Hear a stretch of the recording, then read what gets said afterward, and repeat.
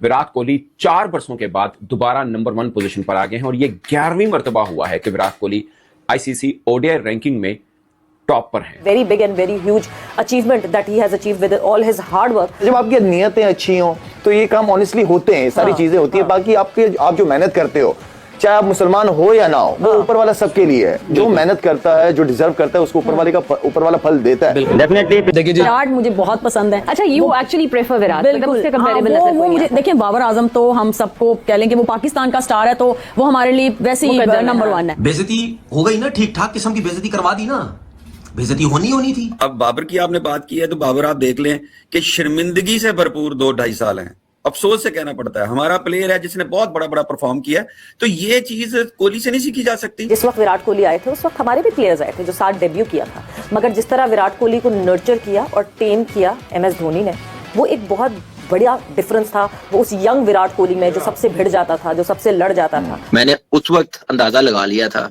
ये नेक्स्ट सचिन तेंदुलकर से भी बड़ा नाम बनाएगा, उसके मुकाबले में पहुंचेगा जब उसने पाकिस्तान के खिलाफ एशिया कप में 187 क्या थी वो। पाकिस्तान मीडिया में जब बाबर आजम नंबर 1 पे बने तो विराट को बहुत ट्रोल किया गया और कहा गया कि भाई विराट क्या चीज है, असल किंग तो ये है। बाबर को किंग बनाया गया और आज विराट ने ना कि सिर्फ थप्पड़ मारा है बल्कि पजामा उतार कर अपने जो औज़ुए खता है उसके अंदर सरसों का तेल लगाकर जो है वो अपना नंबर 1 पोजीशन डाली है। मत बोला करो हम इंडिया से अच्छे हैं, मत बोला करो। मैं आज आपको बता रहा हूं, जीरो हैं हम, जीरो। हमारे 2% का सिस्टम नहीं है इंडिया के आगे। वो कहां से कहां चले गए। वो भी है ना कि आपने बनना क्या है दुनिया में। एक इंसान का गोल होता है ना कि यार मैंने AB बनना है, मैंने विराट बनना है, तो फिर आपको उनकी लाइफ किस तरह बने, क्या प्रोसेस था उनका, तो उसको फॉलो करो, आप अपनी मेहनत करो, बन सकते हो। उनके जैसे हेयर स्टाइल रखने से नहीं बन सकते। विराट कोहली ने ये चीज प्रूव कर दी है कि ये चीज जस्ट अ नंबर, मतलब भाई बंदा अलग ही सीन चल रहे हैं। नंबर 1 ODI बैट्समैन बन गया, कुमार संगकारा का रिकॉर्ड ब्रेक कर दिया। इसी वजह से तो उसको यार मतलब वो हर चीज में, मतलब फिनिशिंग में वो किंग है, हर चीज में वो किंग है भाई। वो जब तक खड़ा है ना तब तक कोई भी स्कोर चेस हो सकता है, जब तक वो खड़ा है कोई भी टारगेट बन सकता है। तो ये तो इसमें तो कोई दो राय नहीं है ना। 37 इयर्स की एज में तुम्हें कोई लड़की नहीं मिल रही। विराट कोहली ने ODI बैटर्स की लिस्ट में नंबर 1 पोजीशन दोबारा ले ली है। मतलब एक चीज ऐसी थी कि एक वक्त ऐसा था जब हम बाबर को देखा करते थे नंबर 1 पे, नंबर 2 पे रिजवान को देखा करते थे, लेकिन अब तो भाई जब मैं रैंकिंग खोलता हूँ तो टॉप 3 के मतलब इंडिया के प्लेयर्स ही दिख रहे होते हैं। हमारे प्लेयर्स तो पता नहीं कहाँ चले गए। और अपने ही दोस्त रोहित शर्मा को कहा कि अरे जरा थोड़ा पीछे होना बे, कब तक बैठा रहेगा इधर, हम ना बैठे हैं। उन्होंने रोहित शर्मा को नीचे किया और खुद नंबर 1 के ऊपर आ गए हैं। मेरा मैसेज बाबर आजम को यह है कि भाई इनिंग बिल्ड करना सीखो। आउट ऑफ फॉर्म जो प्लेयर होता है वो चौके छक्के मार के 100 या 50, 60, 70 रन की इनिंग नहीं खेलता। वो सिंगल डबल मैच लेके चलता रहता है, उससे अपना कॉन्फिडेंस होता है, रन चलते रहते हैं, फिर जाके कहीं वो बड़ी इनिंग खेलता है। जिस तरह मैं विराट कोहली की बात कर रहा हूं, उसको देखो उसने किस तरीके से, अगर वो आपका पसंदीदा प्लेयरों में से एक है तो उसकी बैटिंग को देखो। ठीक है, विराट कोहली नेचुरल नहीं है, उसने इसी तरह ही मेहनत करके अपने गेम को इतना क्या बोलते हैं इंप्रूव किया फिटनेस के साथ। आप नेचुरल हैं, लेकिन आपको अगर इनिंग बिल्ड करनी है, आप आउट ऑफ फॉर्म है, आप विराट कोहली को वॉच करो कि वो कैसे खेल रहा है।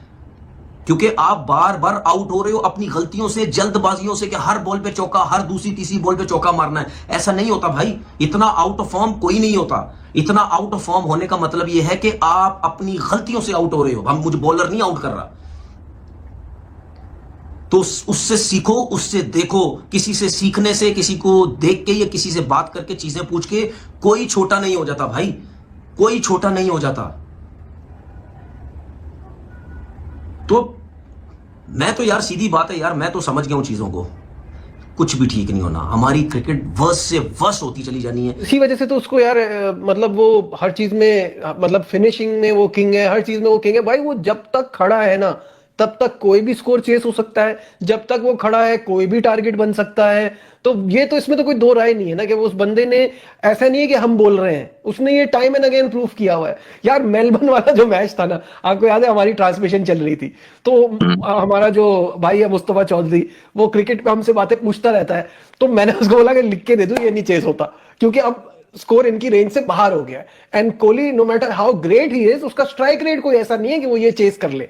यार दे डिड इट, मतलब उनकी कैलकुलेशन थी एक बुरे ओवर की, उन्होंने वो टारगेट करके चले थे। और वो तो फिर उस दिन मैंने कहा भाई जब ये बंदा खड़ा हो ना तो नेवर से नेवर, ये कुछ भी कर सकता है ना। भाई आपने बड़ी लेट जज किया, हमने तो बहुत पहले हमने नहीं, 6-7 नहीं, साल उससे पहले ही हमने जज कर लिया था कि भाई मैं आने वाले कहूं- टाइम मैं- का ये दूसरा सचिन तेंदुलकर की तरह वो हो। ठीक है, आप वनडे में बोलो, आप किसी भी चीज में बोलो, T20 में जब इतने रन हो ना, तो वो इस हिसाब से कभी मारता नहीं, मतलब वो इसलिए थोड़ी मशहूर कि वो 150 160 से खेल जाएगा।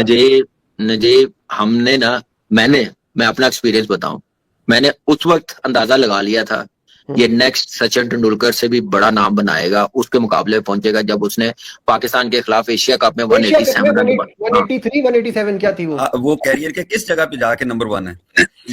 ये नंबर आमतौर पे होता है जो यंगस्टर हैं, जो मतलब, और उनकी फिटनेस को आप सल्यूट करना चाहिए, मॉडल बनाना चाहिए दूसरे क्रिकेटर्स को कि जिस वक्त वो अपने कैरियर के आखिरी हिस्से पे नंबर 1 है, तो इसका मतलब ये है कि ये होती है कंसिस्टेंसी। और इसको आप जो किंग करते हैं ना, वो ये है जो क्रिकेट को समझता है, सीरियस लेता है प्रोफेशनली, जिसको पता है कि लंबी क्रिकेट कैसे खेली जाती है परफॉर्मेंस से और फिटनेस से। दूसरी बात यह है कि ये पहले भी रहे हैं आप साहब, ये तकरीबन 2-2.5 साल नंबर 1 रहे हैं, पहले भी अपना रैंक इनके पास रहा है।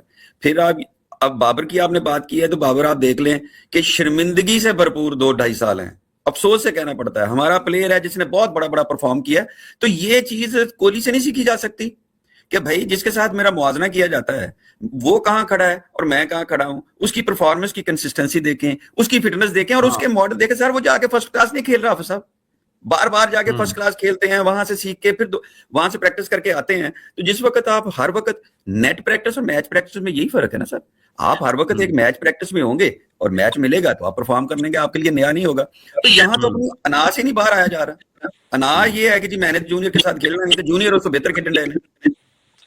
अब जूनियर जितना भी है, जिन लोगों का आपने नाम किया है, जिन लोगों के जो टैलेंट है, हमने कहा जी नहीं हमारा बॉलर शाहीन, हमारा बॉलर हारिस, वो जेडे बेचारे परफॉर्म कर रहे हैं, वो ये अपना ज़मान पीएसएल में हमेशा ही लास्ट ओवर में जिताया है उसको, अगर 6 मिले या 6 भी उसने सेव करके। विराट कोहली के साथ आईसीसी ने एक प्रेस रिलीज जारी की, वो पूरी की पूरी प्रेस रिलीज आप पढ़े ना, कहीं पर भी आपको पाकिस्तानी खिलाड़ी का जिक्र नहीं मिलता। लास्ट पैराग्राफ में जाके साबदा फरहान का T20 एस्पेक्ट में आके आपको जिक्र मिल जाता है, या सलमान अली लागा को भी टॉप 10 में नहीं मिलता है, थोड़ी सी पोजीशन की बेहतर हुई है बस ये बताया गया, लेकिन टॉप 10 के अंदर साबदा फरहान का मिलता है कि इन्होंने इंप्रूव किया और बेहतर पोजीशन उन्होंने हासिल किया। बाकी किसी भी खासकर बॉलिंग पर्सपेक्टिव में तो पाकिस्तान की परफॉर्मेंस बहुत मायूस कुन है। और मैं इसलिए थोड़ा सा ना, जिसे बोलते हैं ना, बंदा डिसहार्ट भी होता है कि यही वो रैंकिंग्स थी जिस पर पाकिस्तानी खिलाड़ियों का कब्जा हुआ करता था। शहीन, बाबर, रिजवान, तब हम लोग कहते होते थे, हम लोग मीन के हमारे फॉर्मर क्रिकेटर्स कहते थे कि ये रैंकिंग कुछ नहीं होती है। अब भारतीय खिलाड़ियों का कब्जा है, अब हम शायद मानते हैं कि बहुत कुछ है, रैंकिंग इज एवरीथिंग। मैं तब भी बिलीव करता था कि टेस्ट की रैंकिंग माने रखती है, क्योंकि तमाम जितने भी टीमें हैं वो टेस्ट अपने ठीक स्क्वाड खिलाते हैं, कहीं पर भी टूर करते हैं। बाकी वनडे और T20 में ऊपर नीचे, जैसे ऑस्ट्रेलिया, न्यूजीलैंड, अब न्यूजीलैंड ने अपनी ओडीआई टीम भेजी है इंडिया में, कुछ खास नहीं है, काफी नाम जो है वो मिसिंग है। मगर अफ्रीका की टीम आई थी तो वो तो तगड़े नाम थे, उसमें विराट कोहली ने 200-150 की थी। अब एक्चुअली में विराट कोहली ने लास्ट 5 इनिंग्स, यानी दूसरे वनडे मैच को निकालकर जो न्यूजीलैंड के खिलाफ वो खेल रहे हैं, लास्ट 5 इनिंग्स लगातार उनकी 50+ रन हैं, जिसमें से 200 हैं और 3 50 उसमें शामिल हैं। सो ये आप देख सकते हैं, मतलब अफ्रीका वाली जो 3 मैचेस थे उसमें 135, 102 और 65 रन की इनिंग खेली थी। इससे पहले 74 रन की इनिंग उन्होंने सिडनी ऑस्ट्रेलिया के खिलाफ खेली थी, और लास्ट जो न्यूजीलैंड के खिलाफ वनडे मैच था 91 बॉल्स के ऊपर 93 रन खेले थे। एक और मैं देख रहा था, हम लोग बहुत सोच रहे थे, जाहिर है हम लोगों ने नहीं देखा विव रिचर्ड्स साहब को खेलते हुए, मगर आईसीसी की प्रेस रिलीज में एक चीज बड़ी मजेदार मेंशन की गई थी कि सबसे ज्यादा लंबे टाइम पीरियड के लिए नंबर 1 बैटर्स रहने का रिकॉर्ड विव रिचर्ड का है। विराट कोहली 10वें नंबर पर आते हैं उस एतबार से, यानी अगर दिन गिने जाए कि कितने दिन तक नंबर 1 रहे हैं। विराट कोहली 825 दिन तक रहे हैं, 2 साल 2 माह बनते हैं तकरीबन, ये 10वें नंबर पर है। नंबर 1 के ऊपर विव रिचर्ड है। रोहित शर्मा चले गए हैं सर 3rd नंबर के ऊपर 775 रेटिंग्स के साथ, ठीक है। अब विराट कोहली का जो चल रहा है सारा मामला फॉर्म को लेकर वो आपके सामने है।